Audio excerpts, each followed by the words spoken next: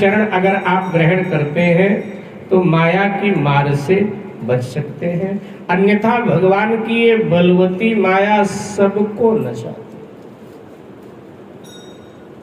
जब माया के प्रभाव में गरुड़ जी आ गए और गरुड़ जी माया के प्रभाव में आ गए, गए ब्रह्मा जी के पास, तो ब्रह्मा जी ने गरुड़ जी से आप बीती कह दिया, गरुड़ जी यही बहुबार नचावा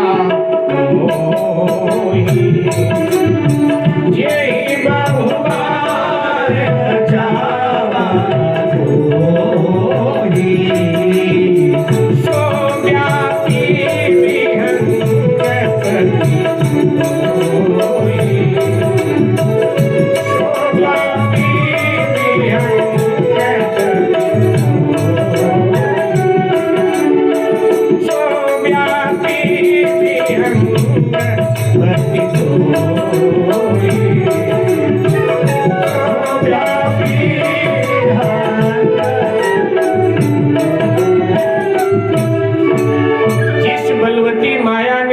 प्रति ने कहा मुझे बहुत बार नचाया, वही बलवती माया तुम्हारा पीछा कर। माया किसी को छोड़ती। देवी भागवत में वर्णन आता है कि एक बार देवर्षि नारद जी महाराज भ्रमण करते हुए वैकुंठ में गए और जब वैकुंठ धाम में जब पधारे तो वहां भगवान नारायण विराजित हैं और लक्ष्मी जी उनकी चरण सेवा कर रही हैं। तो जैसे लक्ष्मी जी ने नारद जी को देखा तो एकदम घूंघट कर लिया और वहां से हट गए। नारद जी को बड़ा आश्चर्य लगा। नारद जी ने जाकर भगवान को वंदन किया, प्रणाम किया, बैठ गए और बोले प्रभु ये क्या है, मुझे आते ही ना लक्ष्मी मैया चली गई यहाँ से उठकर। बोले उनका उठकर जाना ही तुम्हारे लिए ठीक है। क्यों? अरे देखो मेरी माया जो है ना वो बड़ी प्रबल है और वो उठकर चली गई, ठीक है, उनको लगा ना कि ब्रह्मचारियों से दूर ही रहना चाहिए, इसलिए लक्ष्मी जी उठकर चली गई, तुम्हारे भले के लिए चली गई। माया बड़ी प्रबल है मेरी। नारद जी हंसने लगे और हंस करके नारद जी कहने लगे महाराज जब भी मैं आपके पास आता हूं तो आप माया की बात करते हो। ये माया निगोड़ी है कौन? कभी आपने अपनी माया से मुलाकात नहीं करवाया, कभी दिखाया नहीं। हमेशा जब आते हैं तो कहते हो माया बड़ी प्रबल है, माया बड़ी प्रबल है, हमेशा माया की चर्चा करो। भगवान ने कहा देखना है। नारद ने कहा दिखा दो। बोले सोच लो। बोले सोच लिया महाराज, इसमें क्या, दिखा दो अपनी माया। भगवान ने कहा कि ठीक है, समय आने दो दिखा दूंगा। थोड़ा गफलत में लिया, थोड़ी देर बैठे रहे, चर्चा चलती रही। भगवान ने कहा कि चलो भ्रमण पर चलते हैं, चलो माँ भगवती से मिलकर आते, मणिद्वीप चलते हैं। नारद जी ने कहा चलो।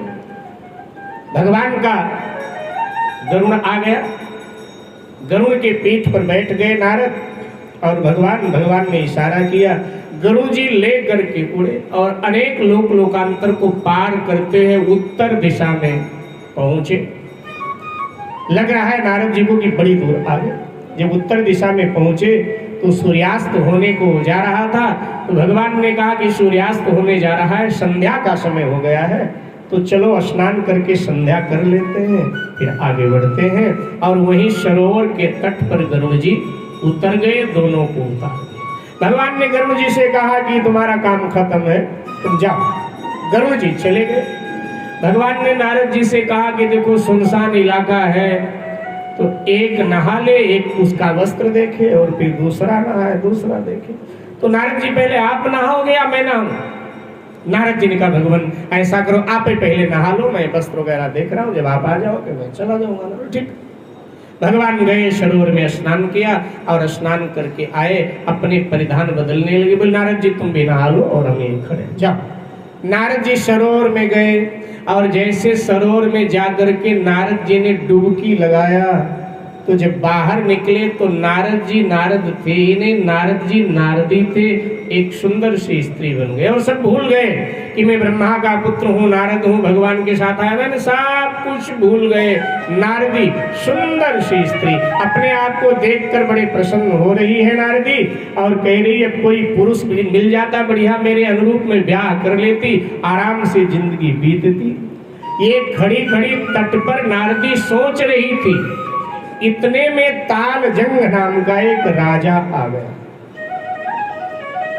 उसने अपना नाम तालजंग बताया। राजा आ गया और इस सुंदरी को देखकर आकर्षित हुआ। उसने पूछा, कौन हो तुम? नारदी ने कहा, मैं नारदी हूं। तो यहां क्यों खड़ी हो? आप जैसे किसी पुरुष की तलाश में हूं जो जिससे मेरा विवाह हो जाए और मैं सुखमय जिंदगी बिताऊं। उसने कहा, मेरे साथ ब्याह करो। ठीक, और दोनों ने गंधर्व ब्याह कर लिया और अब नारदी आ गई महल। समय आगे बढ़ रहा है, नारदी सब कुछ भूल गई, बड़ा प्यार करती है अपने पति को तालजंग को, और धीरे होते करते नारदी के 12 बेटे हुए।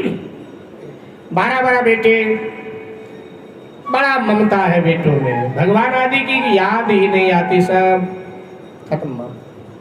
12 बेटे और फिर 12 के ब्याह हुए, 12 बहुएं आ गए। बेटों से ममता थी, वैसे सासू की ममता बहुओं में नहीं होती है। आप सबकी होती होगी, आप सब कथा सुनते हो, लेकिन अधिकांशतः सासुओं की ममता बहुओं में नहीं होती है। सासुएं तो बस बहुओं की कमी ही देखती, अच्छा ही देखती ही नहीं।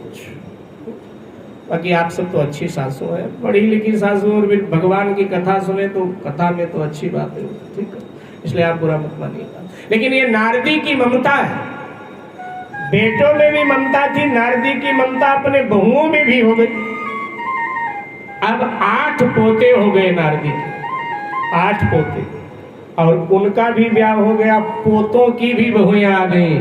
उसी में नारदी सारा दिन उसी में उसका मन रचा रहता है, बसा रहता है। तब तक माया ने करवट लिया, माया ने करवट लिया। पड़ोसी देश के राजा ने इस राज्य पर आक्रमण कर दिया। अब इसके बेटे पोते पति सब युद्ध के लिए निकले।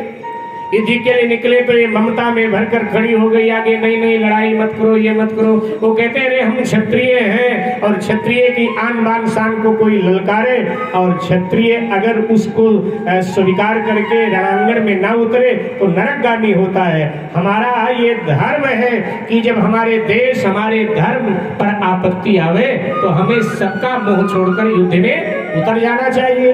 ये क्षत्रिय धर्म है, इसलिए हम जाएंगे। और सब युद्ध में चले गए, बड़ा भयानक युद्ध हुआ और सब मारे गए। 12 बेटे, 8 पोते, पति, सेना, कोई बचा ही नहीं, सब मारे गए।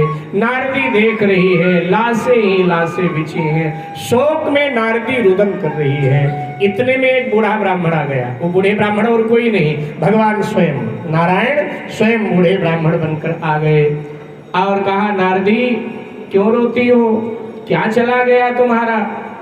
अरे महाराज, सब चौपट हो गया, आप कौन हो? देखो ना, मेरा तो सारा बसा बसाया संसार उजड़ गया, सब चौपट हो गया। हमें नहीं पहचानती हो? अरे हम तुम्हारे कुल के कुल पुरोहित हैं। हमने सुना मेरे यजमान का परिवार उजड़ गया, कोई नहीं रह गया दाह संस्कार करने वाला। सो शास्त्र कहता है कोई ना हो उसका दाह संस्कार पुरोहित करे, तो इसलिए हम आए हैं। चलो चलो चिता लगवाते हैं, और ये चिताओं पर अग्नि लगाओ। और सब बूढ़े ब्राह्मण के वेश में भगवान ने चिताएं जलवा दिया, सब करवा दिया। और अब भगवान ने कहा, देखो तर्पण होना चाहिए, तिलांजलि देनी चाहिए इनको। अब कोई है ही नहीं तो तुम्हें ही देना पड़ेगा। चलो, पहले नहाना पड़ता है और नहाने के बाद में गीले वस्त्रों में ही तर्पण आदि करना पड़ता है, तिलांजलि आदि। चलो, उसी सरोवर पर ले आए बूढ़े ब्राह्मण के वेश में भगवान। बोले, हम पुरोहित हैं, हमारा कर्तव्य बनता है सब, ले जाओ नहाओ। अब नारदी भीतर उतर गई, और जैसे नारदी ने सरोवर में डुबकी लगाया, एक डुबकी लगाया और नारदी बाहर निकली, तो नारदी नहीं अब नारद हो, और एकदम स्मृति आई, देखा भगवान अपनी धोती बांध रहे हैं। ऊपर का कपड़ा तो पहना ही नहीं, भी धोती ही बांध रहे हैं। जब नारद स्नान करने उतरे थे तो भगवान धोती ही बांध रहे थे, और अब नारद आए तो भी भगवान धोती बांध रहे हैं। नारद जी एकदम घबराए हुए बाहर आए, बोले भगवान अभी आप कपड़ा नहीं पहने? बोले अभी हुआ कितनी देर तुम्हें? अरे अभी गए हो, भले आदमी 2 डुबकी लगाया। अरे 4-5 डुबकी तो लगाना चाहिए, 2 डुबकी लगा के बाहर आ गए। अभी हुआ कितनी देर तुम्हें? और नहा लो और नहा लो। बोले महाराज और नहा लो? अरे अभी आप धोती ही बांध रहे हो। महाराज फिर ये सब क्या था? बोले क्या बताओ? नारद जी लजा रहे हैं, कह रहे महाराज मुझे बड़ी लज्जा आ रही, मैं कैसे बताऊं? बोले अरे हो क्या गया इतनी देर में जो तुम्हें लज्जा आ रही है? तो कहा कि महाराज मेरा नारदी होना, मेरा ब्याह होना, मेरे 12 बेटे, फिर 8 पोते, लड़ाई झगड़ा, चिता 100, ये सब क्या था महाराज? भगवान हंस पड़े। भगवान ने हंस करके नारद जी का कान पकड़ा और कहा मैं तुझे माया का सैंपल दिखा। बोले महाराज माया का सैंपल जब दिखाया तो ये हाल आपने कर दिया, और अगर माया पूरी दिखाओगे तो हमारा क्या होगा?